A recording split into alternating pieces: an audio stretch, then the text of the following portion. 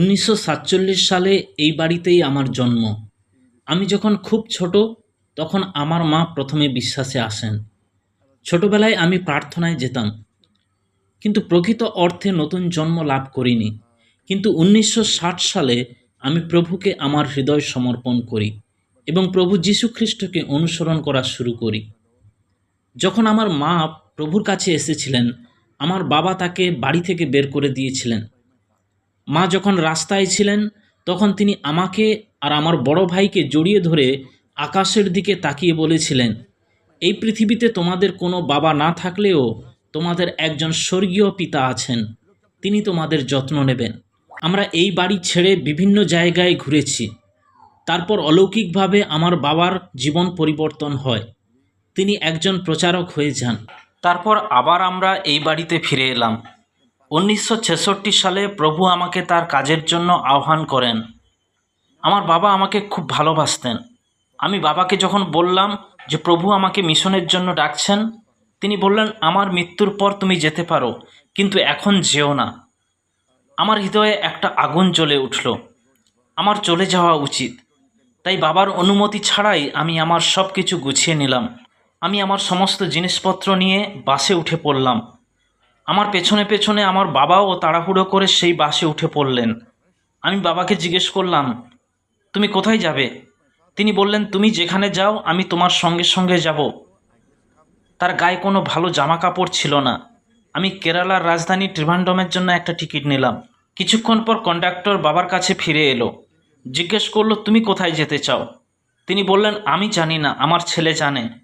Conductor এরপরে আমার বাবাকে বাস থেকে ঠেলে নামিয়ে দেয়। আমার বাবা ঘুরে ঘুরে আমার দিকে তাকাচ্ছিল। সে জানতো না তার সাথে আমার পুনরায় দেখা হবে কিনা। যখন বাস চলছিল তখন কেউ একজন বলছিল, যদি কেউ বাবা মা, ভাই বোন অথবা ছেলে মেয়েকে আমার চেয়ে বেশি ভালোবাসে, তবে সে আমার যোগ্য নয়। যিশুকে অনুসরণ করতে এবং যীশু খ্রিস্টের শিষ্য হতে আমাদের একটি মূল্য দিতে হয়। আমি অপারেশন মোবিলাইজেশনের প্রতিষ্ঠাতা জর্জ ভারবারের সাথে প্রভুর সেবা করেছি। তিনি একজন ভালো নেতা ছিলেন। আমি তার অধীনে ছিলাম। তিনি আমাদের প্রশিক্ষণ দিয়েছিলেন। আমি সেই আন্দোলনের সাথে 6 বছর ছিলাম। আমি একটি সংক্ষিপ্ত প্রশিক্ষণের জন্য লগোস জাহাজেও ছিলাম। কুয়েতে লগোস জাহাজে থাকাকালীন আমার একটি প্রজেক্টর কেনার ইচ্ছা হয়েছিল। ওই প্রজেক্টরটা দিয়ে আমরা গ্রামবাসীদের সিনেমা দেখাতে পারতাম। ফলে লোকজন জড়ো হতো এবং আমরা তাদের কাছে যীশুখ্রিস্টের সুসমাচার প্রচার করতাম। আর সেই প্রজেক্টর কেনার ইচ্ছে থাকলেও আমার কাছে কোনো টাকা ছিল না। আমার এক বন্ধু বলল, চিন্তা করছো কেন? ব্লাড ব্যাংকে যাও, তোমার রক্ত বিক্রি করো। আমি ব্লাড ব্যাংকে গিয়ে আমার রক্ত বিক্রি করি। সেই টাকা দিয়ে একটি জার্মান প্রজেক্টর কিনে ফিরে আসি। এরপর আমি ওএম ছেড়ে দিয়ে গ্রামবাসীদের কাছে সুসমাচার প্রচার করতে শুরু করলাম। ঈশ্বর আমার মনে এমন একটি মেয়েকে বিয়ে করার ভার দিলেন। আমি ঈশ্বরের কাছে প্রার্থনা করছিলাম, আমাকে এমন একজন ঈশ্বর ভক্ত নারী দাও যে প্রভুকে ভালোবাসে, যার কষ্ট সহ্য করার মতো হৃদয় আছে। আমি এও প্রার্থনা করেছিলাম যে ঈশ্বর, এসব ছাড়া তার যেন কোনো বাবা মা বা কোনো সম্পত্তি না থাকে। তখন আমার ভাই বলল, একজন মেয়ে আছে, সে সবেমাত্র প্রভুতে এসেছে এবং সে খুব ভালো। সে তার পুরো পরিবারের কাছে নির্যাতন, মারধর, অত্যাচারের সম্মুখীন হয়েছিল। তাই আমি বললাম, এটা ঈশ্বরের ইচ্ছা। যখন সব শেষ হয়ে গেল এবং আমাদের বিয়ে হলো, বিয়ের পর ঈশ্বর আমাকে এমন সব জায়গায় যাওয়ার দায়িত্ব দিলেন যেখানে শত শত মানুষ রয়েছে যারা যিশুর কথা কোনোদিন শোনেনি। তো আমরা ভারতের দক্ষিণ প্রান্তে, যাকে কন্যাকুমারী বলা হয়, সেখান থেকে বোম্বে বা মুম্বাইয়ের সমুদ্রবর্তী এলাকা পর্যন্ত গিয়েছিলাম। আর সেখান থেকে কলকাতার দিকে উপকূলীয় এলাকা দিয়ে বহু জায়গায় গিয়েছি। সাথে সাথে অনেক মারধর খেয়েছি। অনেক সময় কলেরা, ম্যালেরিয়ার শিকার হয়েছি। অনেক সময় বালিকে বালিশ বানিয়ে সমুদ্র সৈকতে দিন কাটিয়েছি। রাত্রে সমুদ্র সৈকতে মৎস্যধারীরা আসে, তারা নেশা করে। সেই রকম বিপজ্জনক জায়গায় আমরা ঘুমাতাম। আর আমার স্ত্রী মুখে একটা কম্বল দিয়ে ঢেকে রাখত, যাতে জেলেরা দেখতে না পায় যে সেখানে একজন মহিলা ঘুমিয়ে আছে। এইভাবে ঈশ্বর আমাদের রক্ষা করেছেন। কি চমৎকার ঈশ্বর! অনেকবার লোকেরা আমাকে ঘুষি মেরেছে। ওরা এমন মারে যেন আমাদেরকে মেরে ফেলতে চায়। আর আমি অনুভব করতে পারছিলাম আমার হৃৎপিণ্ড আর ফুসফুস টুকরো টুকরো হয়ে যাচ্ছে। কিন্তু যখন আমরা প্রেরিত পৌল ও পিতরকে স্মরণ করি, যারা নির্যাতিত হয়েছিল এবং কারাগারে নিক্ষিপ্ত হয়েছিলেন, কেন এই প্রেরিতদের এমন পরিস্থিতির মধ্যে দিয়ে যেতে হয়েছিল? কারণ তাদের সুসমাচার প্রচার করার সাহস ছিল। প্রতিটি সৃষ্টির কাছে প্রভু যিশুর সুসমাচার দেওয়ার অঙ্গীকার নেওয়া হয়েছিল। আর একদিন যিশু আমাকে বললেন, আমি তোমার সামনে আবির্ভূত হব। আমার সাথে দেখা করার জন্য তিনি 1 মাস 1 দিন ধরে অধীর আগ্রহে অপেক্ষা করছিলেন। আমি ভেবেছিলাম কেবল আমি স্বর্গে তার সাথে দেখা করতে পারবো। সেই বিশেষ দিনে যিশু ধীরে ধীরে হেঁটে আমার কাছে এলেন। তিনি আমার দিকে তাকিয়ে মৃদু হাসলেন এবং আমাকে স্পর্শ করলেন, যেন এক ঝলকে আমার সমস্ত সত্তা কেঁপে উঠল। আমি জানি না কি হয়েছিল। আমি তার সাথে অনেক কথা বলতে চেয়েছিলাম, কিন্তু আমি যেন এক মৃত মানুষের মতো হয়ে পড়েছিলাম। তিনি আমার পাশে এসে দাঁড়ালেন, আমার কাঁধে হাত রাখলেন, আমাকে স্পর্শ করলেন এবং তিনি আমার ভবিষ্যৎ সম্পর্কে, তার ইচ্ছা এবং তার রাজ্য সম্পর্কে অনেক কথা বললেন। তারপর তিনি যেমন এসেছিলেন তেমনি ধীরে ধীরে চলে গেলেন। এই সেই ঘর যেখানে যিশু আবির্ভূত হয়েছিলেন। পৌল দামাস্কাসে যাওয়ার পথে যিশু আবির্ভূত হয়েছিলেন। যখন তিনি পাটম দ্বীপে ছিলেন তখন যিশু আবির্ভূত হয়েছিলেন। তিনি রাজাদের রাজা। তিনি মৃত্যুবরণ করেছিলেন কিন্তু পুনরায় পুনরুত্থিত হয়েছেন। তিনি অনন্তকাল ধরে জীবিত থাকবেন, যার কাছে নরক ও স্বর্গের চাবি রয়েছে। তিনি শিষ্যদের বললেন, স্বর্গ ও পৃথিবীতে সমস্ত ক্ষমতা আমাকে দেওয়া হয়েছে। সেই যিশু আমাকে রামেশ্বরম দ্বীপে যাওয়ার জন্য আদেশ দিয়েছিলেন।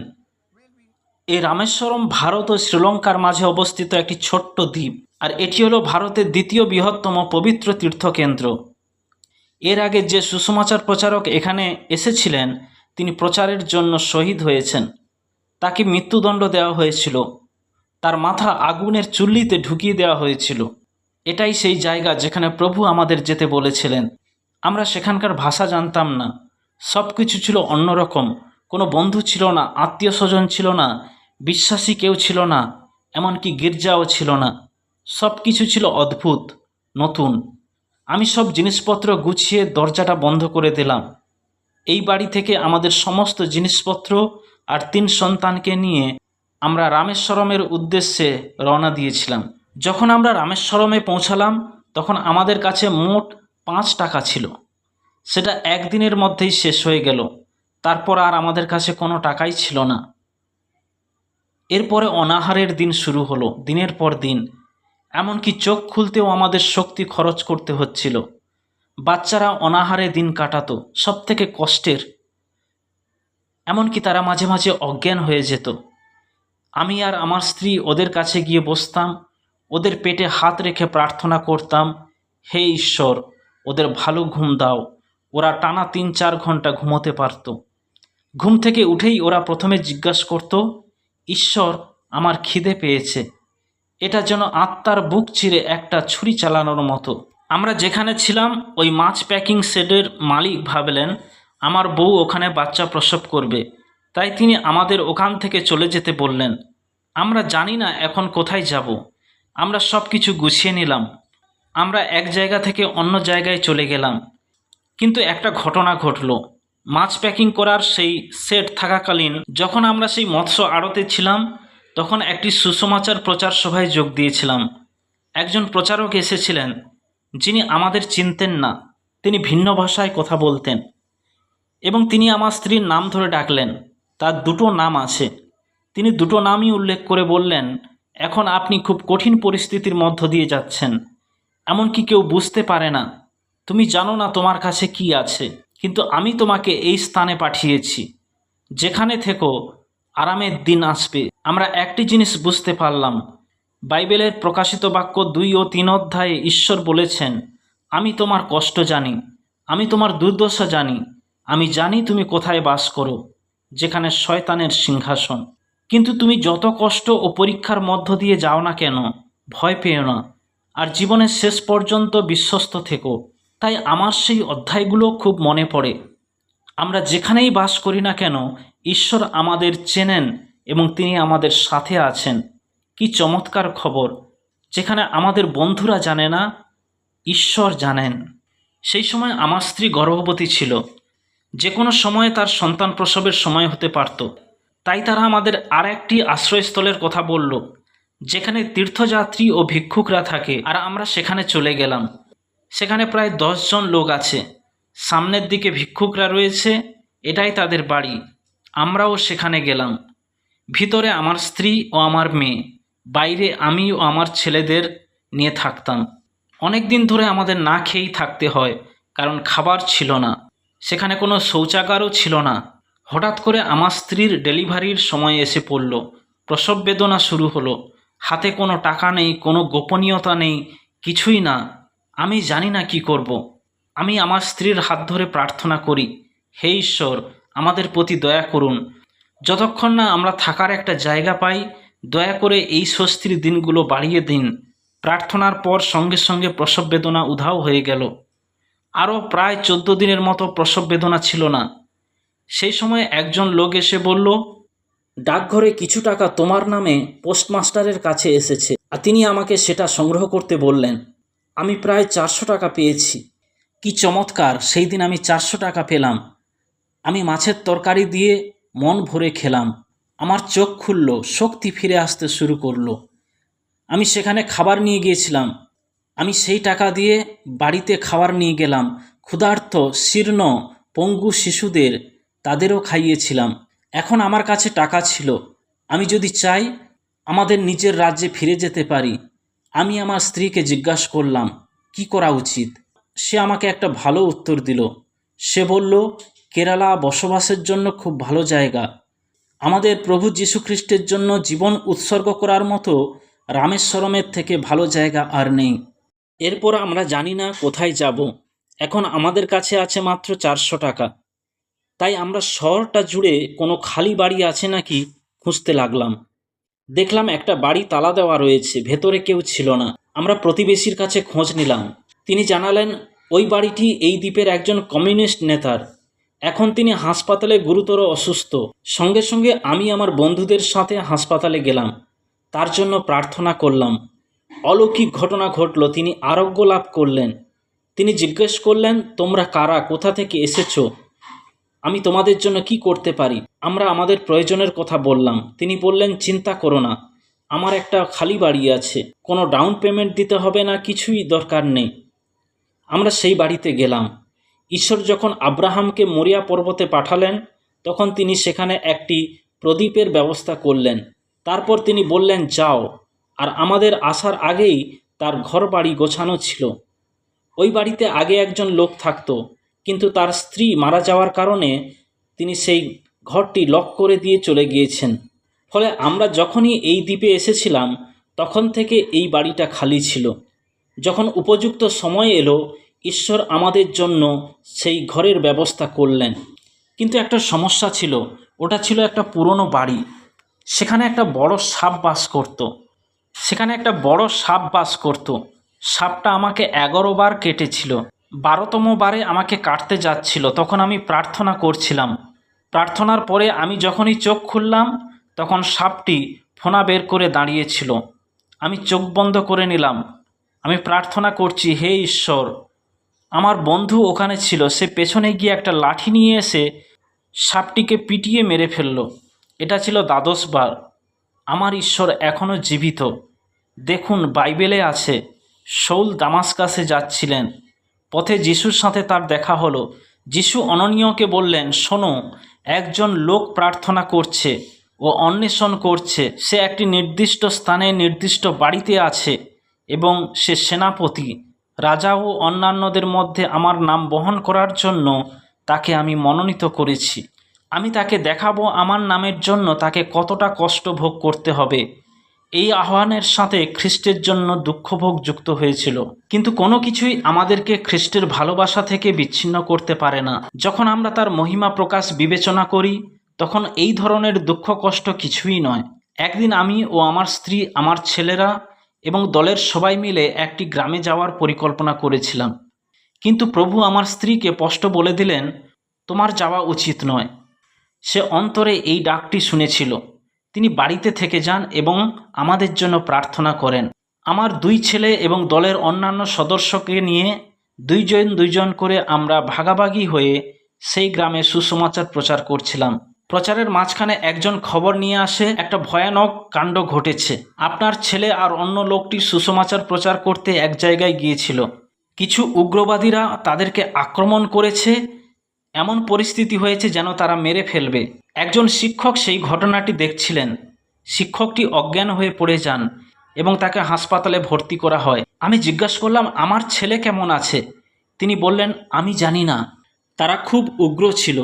আমি ছুটে গেলাম, দেখলাম আমার ছেলে সেখানে রয়েছে, সে মরেনি। মারধর তখনও চলছিল। ঘটনাটা একটি নিম গাছের তলায় ঘটেছিল। যখন আমি আমার ছেলেকে বাঁচাতে সেখানে গেলাম, তারা আমার ছেলেকে মারা বন্ধ করে দিয়ে আমাকে মারতে শুরু করলো। তারা আমাকে এবং আমার ছেলেকে যেভাবে মারছিল তা দেখা খুবই কষ্টকর ছিল। কিন্তু আমি এবং আমার ছেলে কোনো যন্ত্রণা না জেনেই ঈশ্বরের মহিমা সেই গাছটিকে আবৃত করে আমাদের রক্ষা করেছিলেন।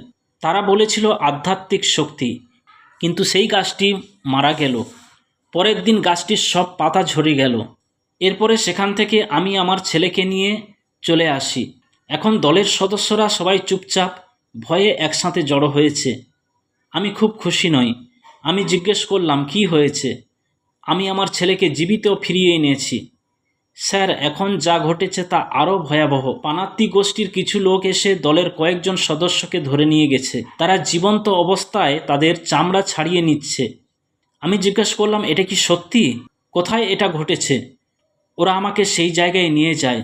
আমি বললাম, একজন ভালো মেষপালক তার মেষেদের জন্য নিজের জীবন উৎসর্গ করে। আমরা মরতেও প্রস্তুত। আমার এক বন্ধুর সাথে আমরা সেই জায়গায় গেলাম যেখানে ঘটনাটি ঘটেছিল। ওরা ক্যাম্পাসের দরজা বন্ধ করে দিয়েছিল। 25 জন মতো লোক ছিল, পুরো জট পাকিয়ে গণ্ডগোল করছে। সেখানে কেউ যেতে পারছিল না। আমরা ধাক্কা দিয়ে দরজা খুলে ভেতরে ঢুকলাম। ওরা হিংস্র হয়ে উঠল। আমরা যখন গেলাম তারা সবাই দেখলো দলটিতে একটি ছেলে ছিল, তার নাম স্টিফেন। তো 25 জনের মধ্যে 2 জন তার একটা হাত ধরেছিল, অন্য 2 জন অন্য হাতটি, আর 2 দিক থেকে হাত দুটোকে হাড়ের সংযোগস্থল থেকে টেনে বের করে আনার চেষ্টা করছিল। ছেলেটা চিৎকার করে কাঁদছিল। আমি চেঁচিয়ে বললাম, ছেলেটাকে মেরো না, ওকে ছেড়ে দাও। তারা ছেলেটাকে ছেড়ে দিয়ে এসে আমাকে ধরলো। তারা আমাকে জিজ্ঞেস করলো, তুমি কি ওদের নেতা? আমি বললাম, হ্যাঁ, আমি ওদের নেতা। তাহলে তুমি যা প্রচার করো তা যদি অস্বীকার করো তবে আমরা তোমাকে ছেড়ে দেব, না হলে তোমার চামড়া তুলে নেব। এখন ওরা ওদের অবস্থান বদলেছে। ওরা আমার চামড়া ছাড়াবে না। আমার কাছে একটা অপশান দিয়েছে। আমার কাছে একটাই পথ খোলা, হয় অস্বীকার করা, নয়তো খুনের প্রস্তাব মেনে নেওয়া। অস্বীকার করার পরিবর্তে আমি ভাবলাম, আমার যিশুকে দেখার জন্য দিনটি হবে এক গৌরবের দিন। আমি ভাবলাম আমি অস্বীকার করব না। তারা আমার 2টো চোখই উপড়ে ফেলার আদেশ দিল। আমি জানতাম কয়েক মিনিটের মধ্যে ওরা আসবে ছুরি নিয়ে আমার চোখ 2টো উপড়ে ফেলবে। একজন লোক এসে 2টো শিরাই টেনে ধরল। আমার সমস্ত স্নায়ু উত্তেজিত হয়ে উঠল। অন্য লোকটি আমার পেটের 2 পাশে লাথি মারতে শুরু করলো। আমি মাটিতে পড়ে গেলাম। আমি অনেক কিছু ভাবছিলাম। ঈশ্বর আমাকে নানাভাবে কথা বলছিলেন। ঈশ্বর আমার সাথে নানাভাবে কথা বলছিলেন, তাই সব কিছু ঘটেনি।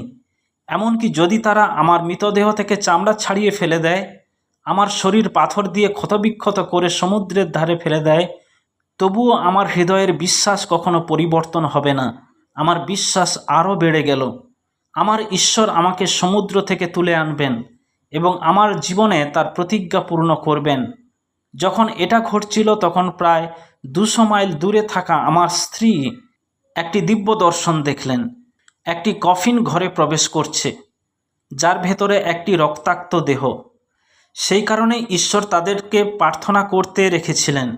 তাই তারা একে অপরের হাত ধরলেন। তারা মৃত্যুর আত্মাকে বেঁধে ফেলার জন্য প্রার্থনা শুরু করলেন। প্রার্থনা চলার সময় যে 25 জন লোক আমার শরীরের চামড়া ছাড়িয়ে সমুদ্রে ফেলে দেওয়ার পরিকল্পনা করেছিল, তারা তৎক্ষণাৎ চলে গেল। আসলে আমি জানি না এটা কিভাবে ঘটল। শদ্রক, মৈশক, আবেদনেগোর ঈশ্বর, দানিয়েলের ঈশ্বর, তিনি এখনও জীবিত। আমি বেরিয়ে এলাম। আমার সামনে 3টি পথ খোলা ছিল। যেহেতু আমার শরীর ক্ষতবিক্ষত ছিল, আমি চিকিৎসার জন্য হাসপাতালে যেতে পারতাম, অথবা বাড়ি ফিরে বিশ্রাম নিতে পারতাম, কিংবা ওই ক্ষতগুলো নিয়েই কোনো গ্রামে গিয়ে যিশুর প্রচার করতে পারতাম। আমি আমার দলের সমস্ত মেম্বারকে বললাম। দল প্রায় 2 মাইল দূরে অপেক্ষা করছিল, ঈশ্বরের কাছে প্রার্থনা করছিল যেন তিনি বাবাকে জীবন্ত ফিরিয়ে দেন। ঈশ্বর সেই প্রার্থনা শুনেছিলেন।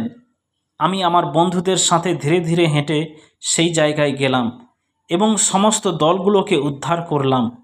আমি তাদের বললাম, গ্রামে গ্রামে যাও, সুসমাচার প্রচার করো। এ হলো শান্তির সুসমাচার, আনন্দের সুসমাচার, অনন্তকালের সুসমাচার। হালেলুইয়া। আমি মনে মনে প্রতিজ্ঞা করেছি, আমি 1966 সাল থেকে আপনার সেবা করে আসছি। আমার বাকি জীবনটা আপনিই জানেন।